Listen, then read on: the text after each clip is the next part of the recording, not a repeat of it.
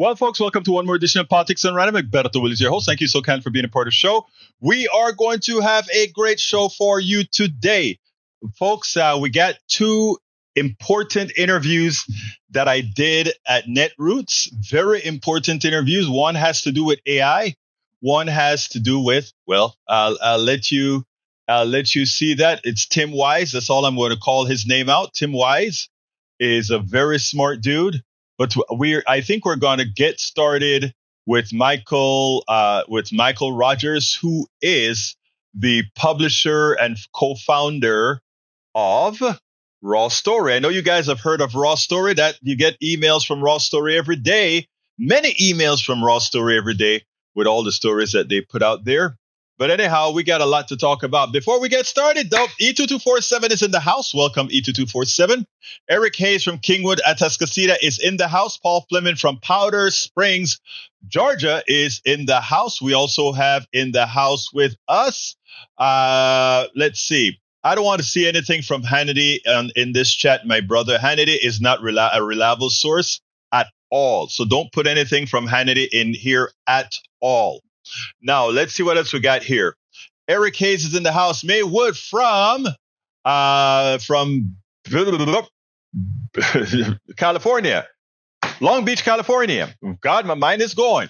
Melanie Keelan from Barcelona, Spain. Lee Grant from Montgomery County, Texas. Paul Fleming from Powder Springs, Georgia. Bridge MCP from Binghamton, New York. Steigen Bergen Creek. Thank you for helping me out. She's from Portland, Oregon. We also have in the house the one, the only, the beautiful Yvette Avery Herod. You blew my mind, Yvette, with that Instagram or TikTok where you went out there and you show it, girl. You show that you are in command. Real good, my friend. Enjoyed it. Anyhow, hey. For anybody who want to know what a real labor activist leader looks like, we have her in the house, Yvette Avery Herod. Thank you for what you do, young lady. Michael Rudnan is back with us. He says, got painters here redoing the walls. Been here since morning. Guess I missed 2 in a row. Oh, you will be missed, Michael Rudnan. We like to have your voice in here, my brother. But you go take care of what you got to take care of first, brother. You got to take care of make sure those walls are nice, painted, and beautiful.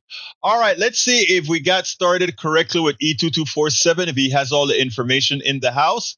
He says, day 327 of the war equal at least 40,534 Gazan kill, 637 persons more than day 311, at least 93,778 wounded, 1,626 persons more than day 311, 134,312 casualties. We also have that it's 134,000 casualties equal 411 per day. I estimated population 2,300,000. It's about 5% of the total Gazan population, which means 40,476 Gazans killed, means about 124 per day are killed, and 79% are kids and women. Were U.S. to be in that situation of Gaza now, 10.8 months into genocide by Israel, U.S. has a proportional killed and injured total of 19,680,321. That is shameful. And I think about a third of that would be dead. Think about those numbers, folks. Think about those numbers. You can't just let this go by. Yesterday, I got a call from a person in a place that I'm associated with.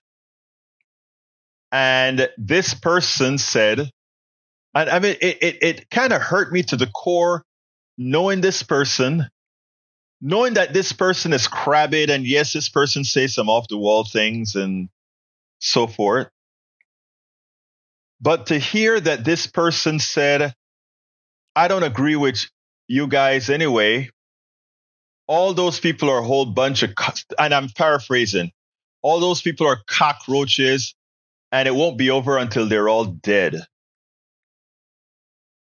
You know, when you have people that you're associated with, You know that they have a modicum of racism in them.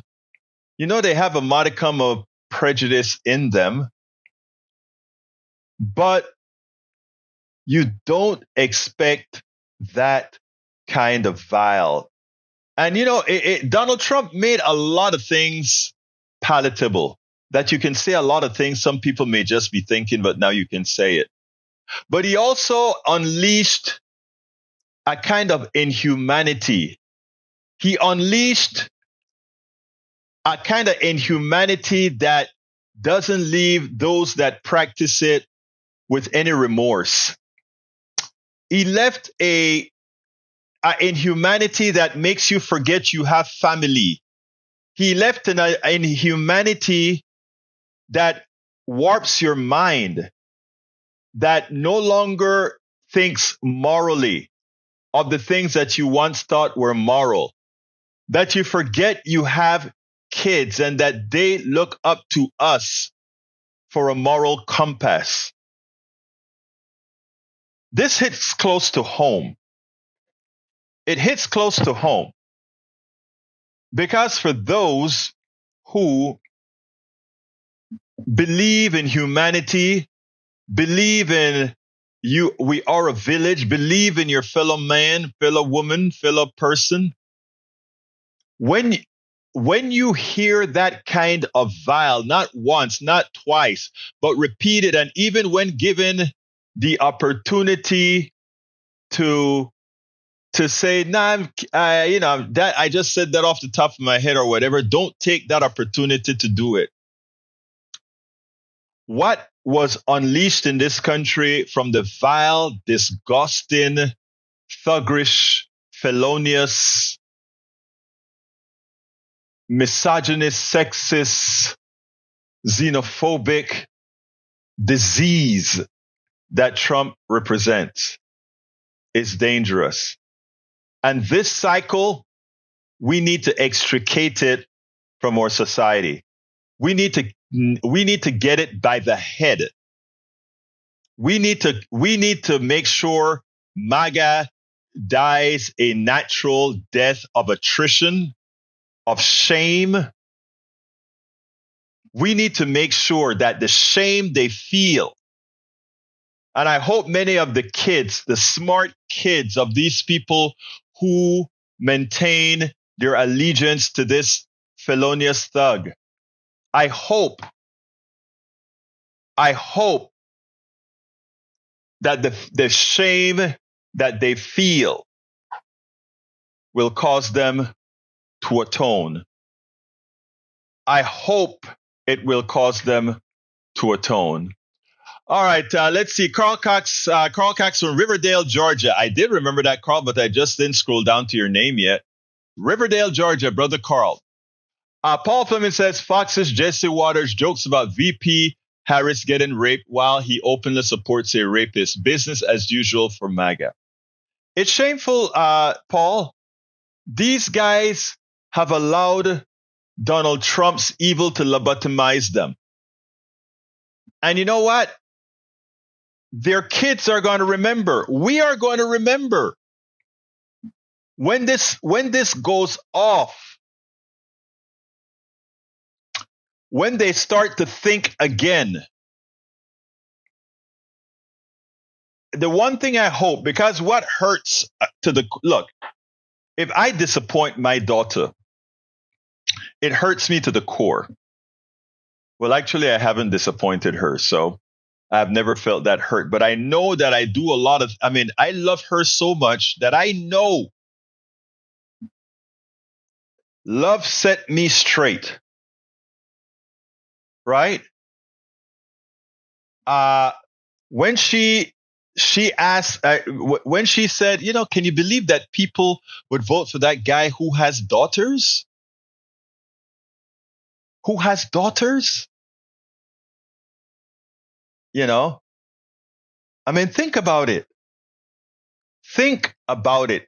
It's shame. And I hope those children, if any young millennials, young Gen Zs, young Gen As listening out here, when the fever is over, hold your parents who have voted for this felonious thug, rapist, hold them accountable.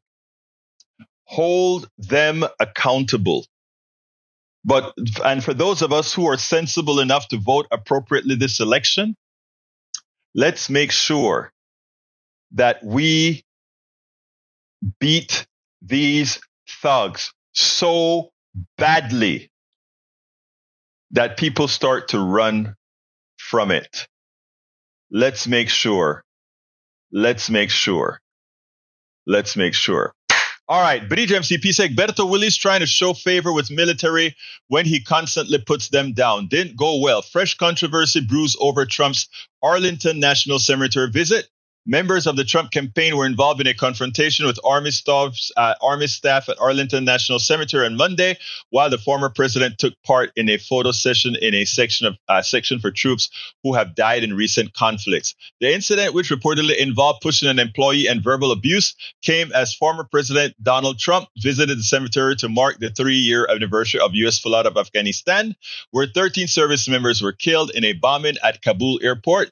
NPR first reported that families of the 2 Marines killed at the airport invited Trump to Section 60 of the cemetery, where federal law prohibits political or campaign-related photography.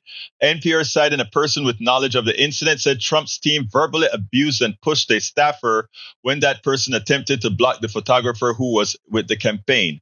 If you're a thug who hires thugs, that's the behavior one would expect. The cemetery released a statement confirming there was an incident and added that federal law prohibits political campaign or election-related activities at any military cemetery, including photography in direct support of a partisan political candidate's campaign. Arlington National Cemetery reinforced and widely shared this law and its prohibitions with all participants. They are thugs. Okay, let's continue here. Steigen Bergen Greek. Yes, when Kamala wins, we must have a conversion but atonement from MAGA. They're going to have to atone on their own. Look, my dear Steigen Berger Krieg, I used to be a sexist years ago, decades ago. I had to first admit that I was wrong. I was the idiot. I was the dummy. I was the uninformed, ill-informed. I was wrong. I wasn't looking for a pat on my back. It was me. And I've atoned for that. So much so that I've been declared an honorary woman by a women's group out here in Kingwood when we had the Women's March. But again, and the same applies to my being Latin from Panama, former homophobia, I've atoned. Decades ago. But it had to be me who looked into my heart and saw the evil within. And only then could I extricate it. For all of you supporting Donald Trump that are closing your eyes to the evil and in the process harming your own kids, harming your own mother, your brother, your sister, and everybody, until you look into the mirror and atone for that, then I tell you, then I can't even go there. Paul Fleming says a decade ago, federal officials drafted a plan to discourage Medicare Advantage health insurers from overcharging the government by billions of dollars, only to abruptly back off amid an uproar from the industry, newly released court file and show. I'll have to read that one, Paul Fleming. I didn't read that one yet, but I can imagine what it would say. All right, let's see what else we got here. Carl Cox says MAGA against rule of law and constitution. Trump and his followers are proof of that. Paul Fleming says, I thought here, South Carolina, Jack Smith presented this evidence to an entirely new grand jury. So a new group of American citizens doing their civic duty set and heard the evidence and returned a true bill against Trump for 4 charges in this superseding indictment. The good thing I feel about Donald Trump is after he loses in November, finally, at his old age of 78, he's going to have to see the light. And hopefully, just like we've locked up all the other thugs, we'll lock him up in jail. Okay, I want you guys to listen to Mike Rogers, and then we'll take it on the other side.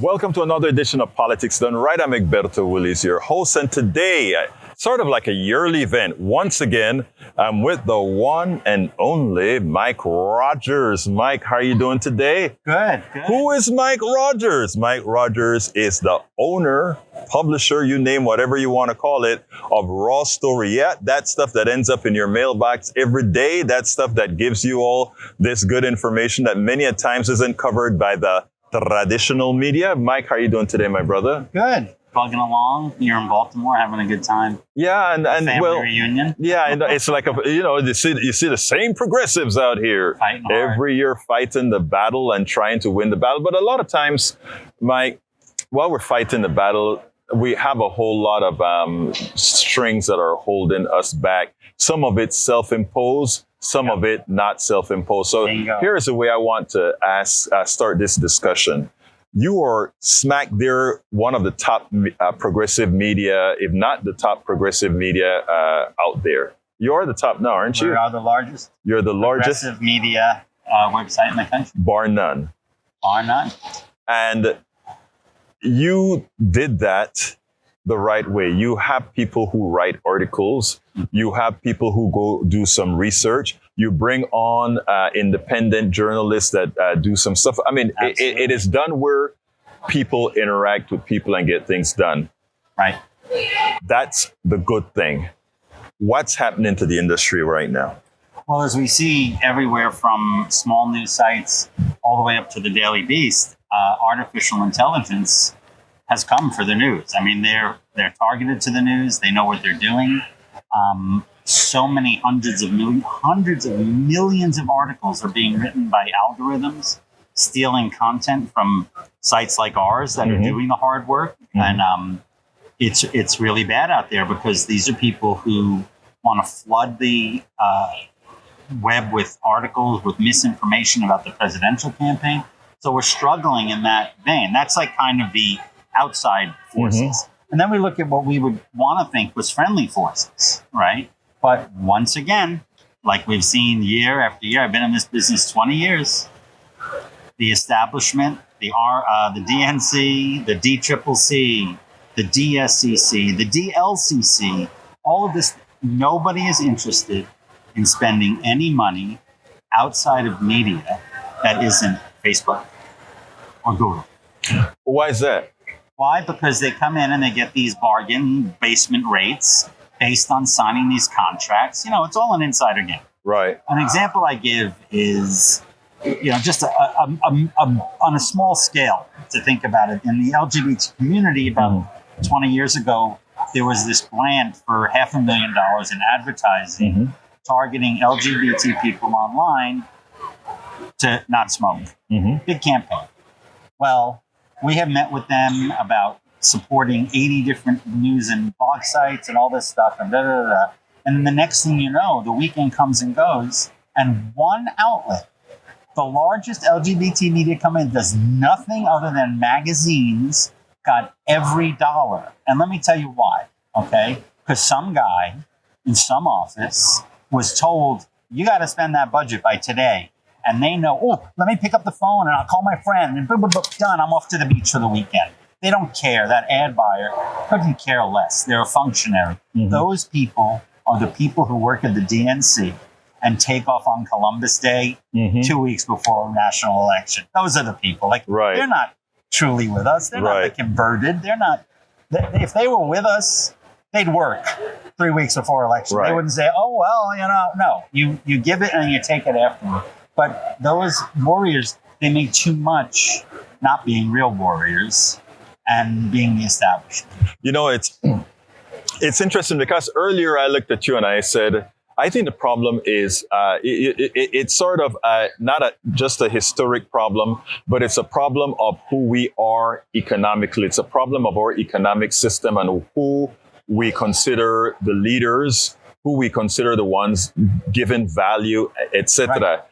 You just gave a good example of the guy who did a great big ad buy a couple of weeks before the election and then jump off with the profits he made from doing that off to a vacation, not caring about the message at all. Just getting just getting somebody who can give a big ad, the largest ad buy at the minimum cost. Right.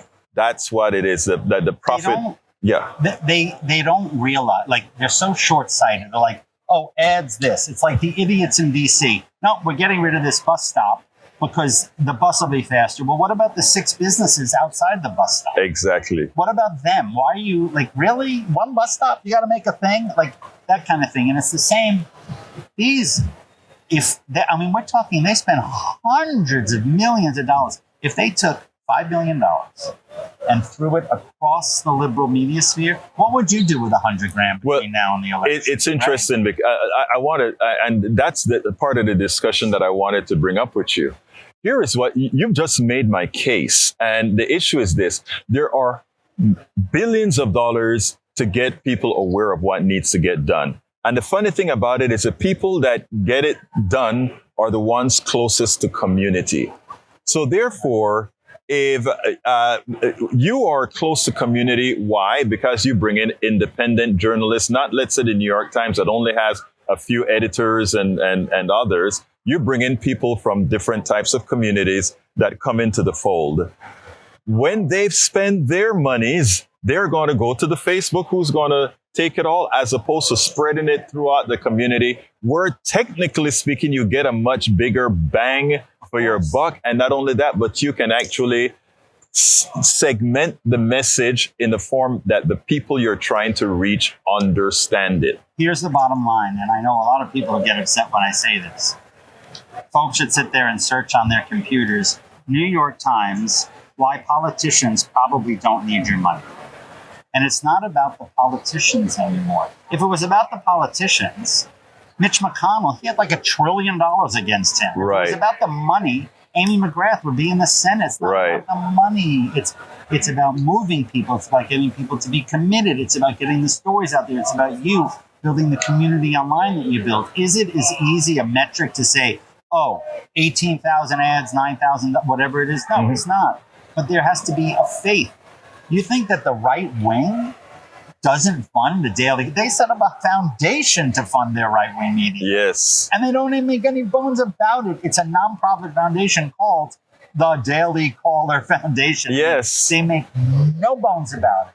And with us, once again, I'm screaming into the wind. Oh, no. Actually, I don't think you're screaming into the wind, because here's the other the other thing that I was telling you about. Right now, we all say channel your monies to these big organizations.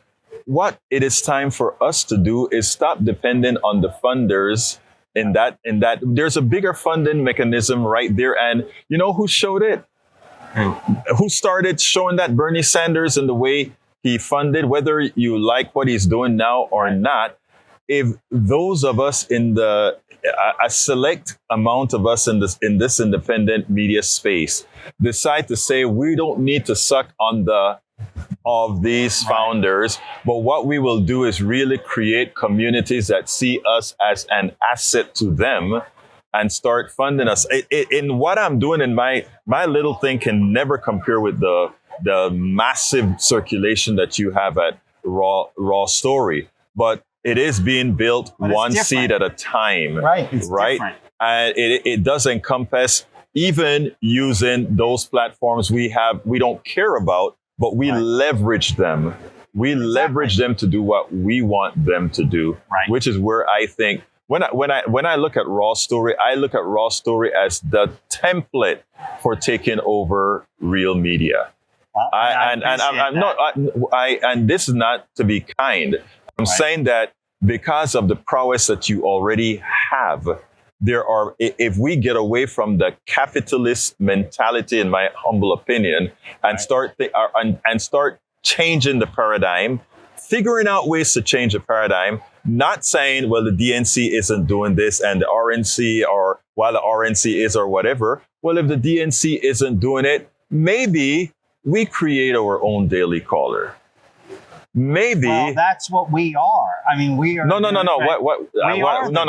It's not a Daily Caller. Daily Caller Foundation. Well, yes. We've been trying, right. There you go. And I missed the word. No one will fund it.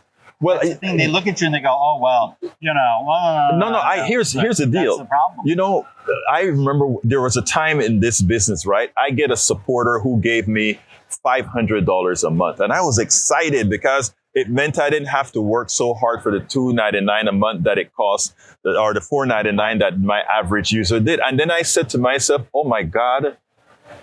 I need to work on my $4.99 support of a person who can give me a cup of coffee a month, as opposed to that guy who can take away that $500 at any time. And I think we build and you tell me, well, you have the mailing list. We build a democracy by trying to create that relationship. And I know to some it may sound like, what is the word? Fiction or wishful thinking or whatever. But democracy ain't easy. It's not. But you think that it's not easy, and we build our own roadblock. Like, that's the thing. It's so difficult, and then we're busy dropping roadblock after roadblock after roadblock. I mean, you have people out there now, and fill in the blank. Right. Okay? Whether it's gay rights, it's environmental rights, it's the Gaza, it's Ukraine. Like, every one of these issues, we need people to be involved in, right? Right. And what we're finding that, like, it gets lost in all of the mess. Right. That when it comes time to do the kind of community building that you're doing without the right support, and the thing is that you're right. Like, the bang for your dollar putting into this, right, compared to another. Let's say, $5,000 for you or $5,000 for another X hundreds of Facebook ads. Come on. There's people who should know better, but they're judged on that. Exactly. And they work for companies that make profits on every ad they sell. They don't want to help you. Exactly. That's money away from the ads. So. And but here's the thing.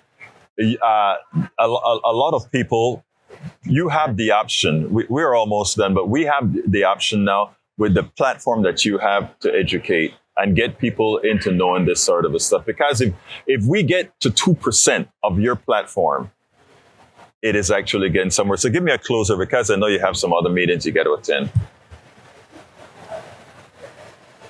I am very fearful for our democracy on so many levels right now. And if there's anything that I can encourage between now and November 4th, is it? The 6th? Don't worry, I'll be there. Right. Is to focus your energy solely on using these resources to get your friends to vote. When you see a story on Raw Story about Project 2025, taking away minimum wage or taking away overtime or doing all of those things to people, you need those stories, you need these interviews to push. And every step of every way should be about two things: registering people to vote and getting their asses to the polls, because that's all that matters. I tell people, I don't want to hear a negative word about our party right now. I get it. I'm not stupid. I've been a Democrat for 40 all years. Your life, yeah. Right. Okay. Well, 1 week I wasn't, but that's okay. It gave me the realization how much I had to be. And for 40, I get it. We hate each other. We're mad. You're angry. You want the environment. And you're worried about labor. And you want this. And I want this. And fine. Shut up.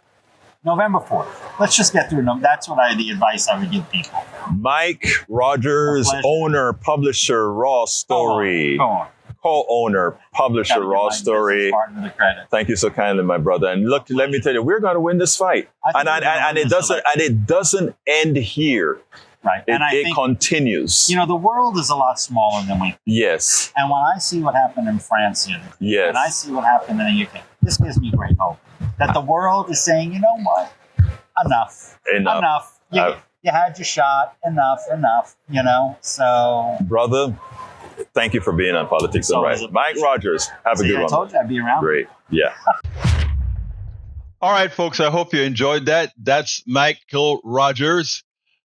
He is the co-founder, and I think he's a co-founder and the owner of Raw Story. That's the biggest progressive news rag, bar none. He's bigger than Daily Kos. He's bigger than most right-wing sites, but he wants us to know that there is an issue that we have to be concerned about. Okay, let's see what else we got here before I jump to the next. British MCP says the fact that so-called assassination attempt was done and no follow-up says something. You know, it makes you wonder a whole lot sometimes. Paul Fleming says the Supreme Court opted to keep President Joe Biden's latest plan to enact billions of student debt relief and lower payments on hold as lawsuits take their way through the lower courts. I agree with I agree that now should become a part of, you know what? It should become a part of Kamala Harris's campaign. It must become a part of her campaign. And let me give you a shocker. Here is a Florida poll. Let me put it on the screen. It's going to be a shocker, guys. St. Pete Hall has a poll, shock for Republicans in Florida. Debbie McCarcel Powell, leading incumbent Republican U.S. Senator Rick Scott, 49-46. We may actually pick up a Florida senator, the way things look. And remember, the real campaign hasn't started yet. And this billionaire who robbed Medicare, you know, that's who Rick Scott is. He is really, really going out there, and she's beating him. But you want to hear what's the other kicker? The same poll found Democratic presidential candidate Kamala Harris leading Republican nominee 51-46 within the Pinellas County District, and found Democratic Senate candidate leading incumbent 49-46. Joe Biden won about 51 of the district in 2020. Hey, folks, look, we got to get and stay engaged. Okay, we got to stay engaged. So let's remember, things are closing up. Florida is a +6, a R+6. In this kind of an election, we can overcome an R+6. It may be a bad poll, yeah, but we don't know. So we'll see what happens. But I told you all earlier on, I thought the fever would start breaking, and I believe in my gut that we were going to see a MAGA wipeout and also a landslide victory on the presidential level. Remember, I've been saying that for months, and everybody's been laughing. Oh, not possible. Even if you listen to the mainstream media today, you still hear, it's going to be a close election. Remember, this is going to be a close election. Well, not anymore. Actually, the difference in dynamics, Mr. Hayes, is at this time, Hillary was on the top on the way down. Kamala is at the top with a trend line going up.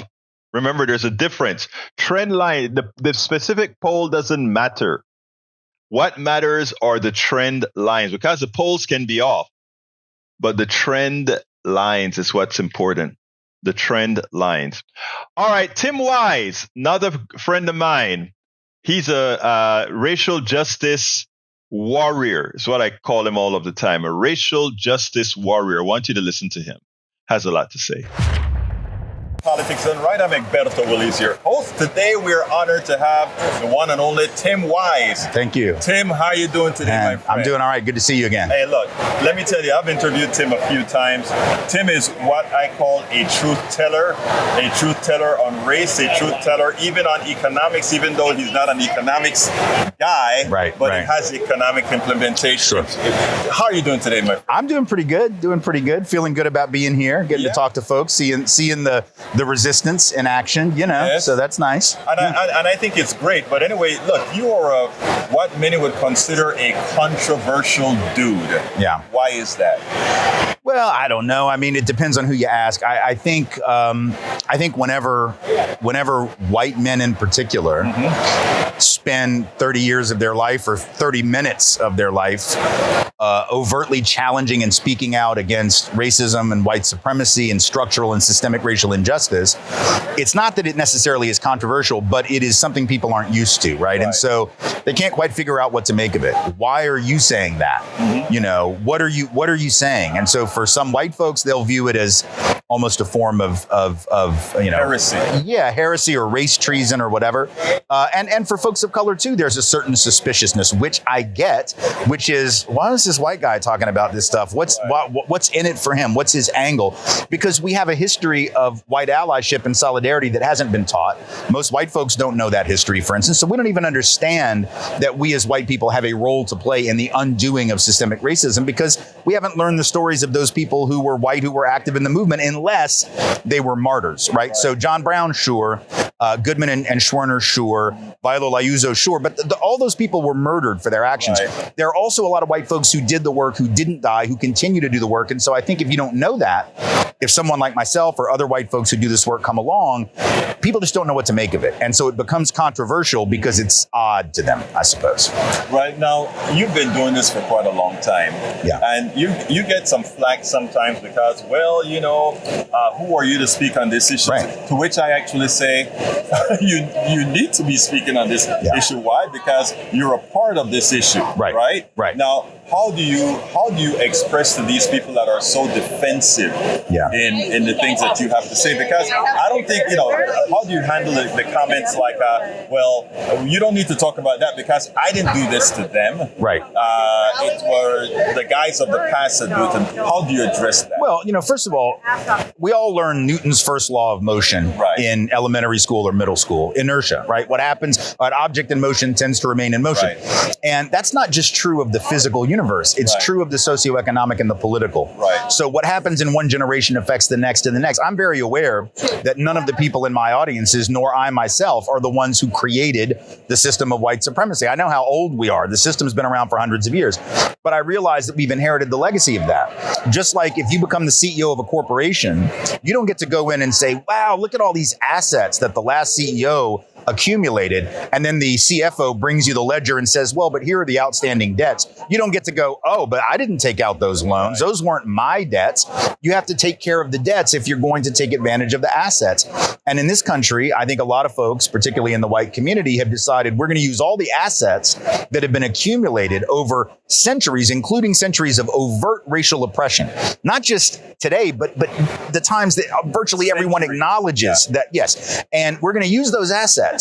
And we're going to take advantage of all that good stuff that has been afforded to us as a country, but we're not going to pay the debt side of the ledger. That's what equity work is about. It's about realizing you have to be responsible for the world that you find, even when you're not guilty for finding it the way that you find it.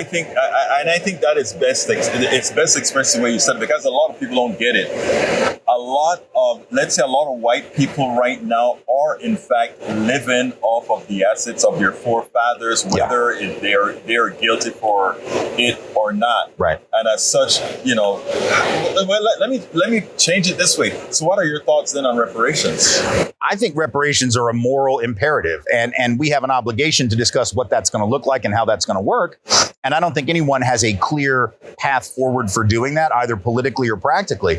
But the moral imperative of repairing the damage done by the system of enslavement and segregation, Jim Crow, I think is really not debatable. There is a price to be paid, and it has to be paid by the country that allowed, and those institutions that allowed that history to exist, because we do inherit that legacy. And so what does that mean? Well, I think reparations should be systemic, my personal vision of it, because the injury was systemic. Mm-hmm. So it's not about cutting checks to individuals. I think white people get this impression when they hear the term reparations, like, oh my God, I'm going to have a line item on my Quicken, or, you know, it's like water bill, electric bill, black people bill. And that's not what anyone's talking about. Right. We're talking about the government that made possible the elevation of white people to the detriment of black people, pay up for that injury. And we've done it.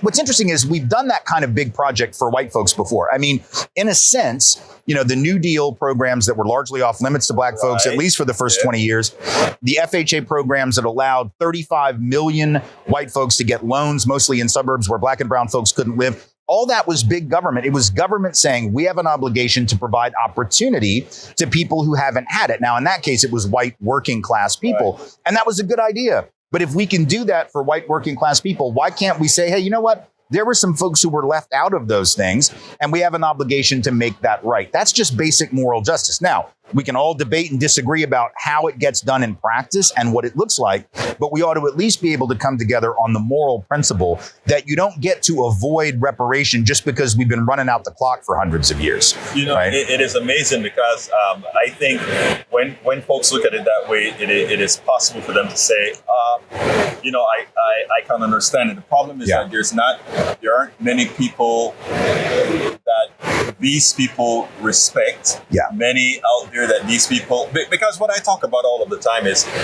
if I go out there to a white audience and I start talking about reparations, the first thing folks see is who I am, my hue, and look at it with suspicion, right? Of course. Oh, of course you're going to want to take my money. Yeah. If a guy like you goes out there, there's one wall that you don't have to immediately break down before people start listening to you. That's right. And when you given that you don't have that wall, they can then listen to your analysis. That's right. And that is what you just broke down there. An analysis that says, look, this is what has happened and this is why it needs to be systemic. How can we educate more? Because it seems like the folks need to be educated. Once you're educated, you decide if you want to do wrong or right. Right. Well, part of it is we have to obviously resist the attempt to whitewash history and the attempt to weaponize colorblindness against all measures of equity efforts. I mean, part of the problem is if you don't teach the history, some of that I just broke down, a very minor thumbnail sketch of our history. Yeah. If you don't learn that, then of course you're going to think reparations is just a grift that black folks are running to take white people's money. If you don't understand that black folks' money was already taken, like this is not asking for something that wouldn't have been there. This is asking to be put back into a position more like the one you would have been in had the money not been pre-stolen, right? So people say it's redistribution, but there was pre-distribution. You understand? And if you pre-distribute the resources, taking from black and brown folk and hoarding those resources in the white community, when black folks are like, hey, can we get some of that back? That's not some unjust thing. That's actually saying, no, you were unjustly enriched. You shouldn't have had those resources in the first place. And I know people will say like, well, I'm struggling economically. Well, the good thing about reparations is if it's done through the tax code, which it would be, right? The poorest white folks in the country aren't actually going to be paying into it because they aren't paying income taxes. And also they'll get a benefit. They'll actually, two things. One, since they are usually not making enough to have to pay income taxes in the first place, they won't actually see anything coming out of their income for it. And secondly, they will benefit because when that money is put into the hands of black folks who are also disproportionately working class, now what are they going to do? They're going to spend that money. Exactly. That's going to stimulate the economy that working class white people also depend on. Right. That's going to seed black and brown, black-owned businesses that are going to hire some of those white folks. Exactly. That's going to improve the schools that not only black kids go to, but white kids go to. That is going to improve the healthcare delivery systems that we all depend on. So the white folks who are going to say, well, I haven't really benefited. Look, I'm poor and I grew up, whenever we talk about white privilege, we all know white folks, all of a sudden, we all believe that we are, coal miners' daughters and we're all born in the hills and hollers of Eastern Kentucky.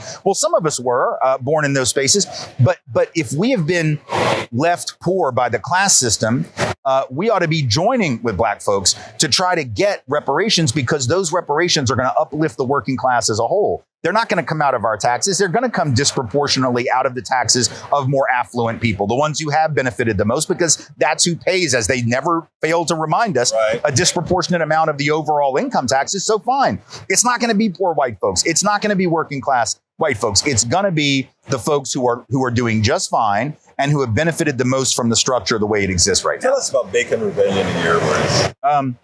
Well, the reason Bacon's Rebellion is important, right, is that it really is the pivotal moment in colonial history when the elite of that era, Governor Berkeley in Virginia, realized that there was a problem brewing. And the problem was that, poor folks, indentured servants, and enslaved Africans could look around and they could see, like, we're all being screwed. We're all being screwed by the rich. None of us own land. They don't have love for any of us. And so you had these poor peasant class, what we would now call white and black folks, but they weren't called that yet, joining forces to overthrow that arrangement, that aristocracy. And in the wake of that, the elite said, no. And that's when they begin to talk about the white race. That's when they begin to talk about whiteness as almost like a form of property, to quote Cheryl Harris. That's when whiteness becomes a thing that is used to take all of these poor Europeans who had no love for the rich back in England. I mean, they were peasants. They had no love for one another. All these disparate Europeans had spent most of their history killing each other, because that was the history of Europe. The history of Europe was killing each other and looking for the witch. That was pretty much what we did in Europe. Oh, yeah. And we get here in the colonies and it's like, oh, but now we got to get all these poor people on our team, because if we don't, they're going to join with those other poor people and take our stuff. And so that trick of whiteness begins in 1676, or right after Bacon's Rebellion, and it is continuing to plague us to this day. It's why poor white Southerners were willing to go and die in the Civil War to maintain the property interest of rich white Southerners. The rich said why they were seceding. They said it was to maintain white supremacy and enslavement. So if you're a poor white person and you don't own slaves, as you would never stop telling us, right? My family didn't even own slaves. Well, then why the hell were they fighting for the ones that did? Why? Well, but our way of life. What do you mean our way of life? Their way of life was owning other human beings and undermining the wage base for working class white people. Because if you're white and you got to charge $1 a day to work on the farm, and they can get a black guy to do it for free because they own him, your white ass is not going to get the job, right? Exactly right. So you should have been joining to overthrow the system. But whiteness said, oh no, you're on our team. You've got our uniform. You're wearing our gear. And you may not get in the game. We don't really like you. You're at the end of the bench. You're a sub at best, right? But at least you can call yourself white. You can feel better than somebody. And unfortunately, that continues to plague a lot of people today. I think that message is so important. That the division that they've created, and I think the reason why you see a lot of rich now supporting a Donald Trump is because they realize, hey, Bacon's Rebellion created this policy, these things that worked. Yeah. Maybe we have to reinstitute it. That's why we got to get rid of DEI. That's why we got to get rid of affirmative action. That's why we need to get rid of all these things, because now we can create that separation again that allows us to maintain what our economic system depends on to maintain that separation. Well, two good examples of that. I mean, the debate about immigration. Notice what the right says. They don't just say immigrants are coming taking white people's jobs, right? Donald Trump just said they're taking black jobs. Now, we can get into a whole conversation about what he thinks of when he thinks of black jobs. Yeah. But isn't it interesting? That pivot is about trying to turn black folks against brown folks, right? And then the affirmative action case out of Harvard, who were the plaintiffs? Asian students. It wasn't the angry white girl like Abigail Fisher at Texas, who was, Becky with the bad grades or whatever, her nickname was. They didn't pick another white plaintiff because they realized if you use white people complaining about victimization, at some point people go, really? Yeah. But you take some Asian folks, you say, oh, we're not racist, see? But what they're doing is they're turning Asian folks against black folks, ignoring the fact that Asian Americans, for example, who have a college degree are still about 15% more likely to be out of work than white folks with a degree, even when they majored in the same subject. Yes. So it isn't just black folks that are being underemployed relative to their qualifications. It's not just Latino folks that are being underemployed. It is also Asian Americans and Pacific Islanders. But if I tell you the reason you're hurting is that black person took your gig at MIT or they took your slot at Harvard, then you're not going to pay attention to the fact that your income is also less than it ought to be. Your occupational status is less than it ought to be. We always talk about Asian folks all doing so well in America. But if you actually look at the places where Asian Americans are most populated, they have poverty rates that are 2 to 2.5 times the white rates. The only reason that the Asian American overall economic picture looks better is because Asian Americans, 60% live in some of the wealthiest parts of the country that have higher income. But when you disaggregate that, Asian Americans are actually struggling, facing discrimination, facing hate in the wake of COVID, facing all kinds of racism. But if you tell them, oh, your problem is black people, your problem is DEI, then you don't have to deal with any of that. Right. So, right. Well, look, my brother Tim Wise. Yes, indeed.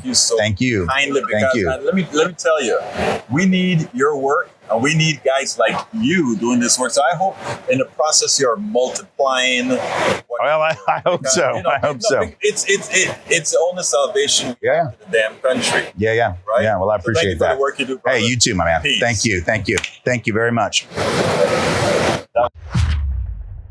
We spend a lot of time deconstructing the news, trying to parse it into a form that everybody can understand. We try to find those little nitpicks where it flies above the fray, etc.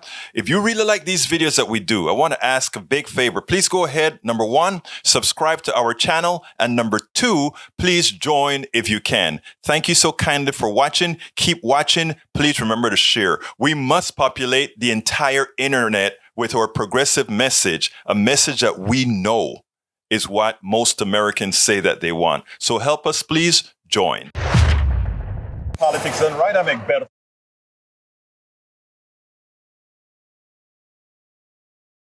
Hey, I'm back. Absolutely join, folks. Anyway, let's see what we got here.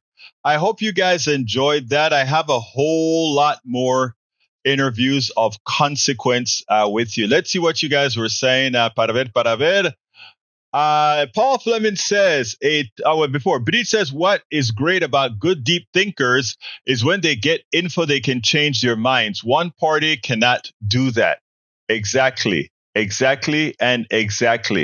Grant says Tim Wise is the Pope of white guilt. No, he's the Pope of truth. Let's see what else we got here. Para ver.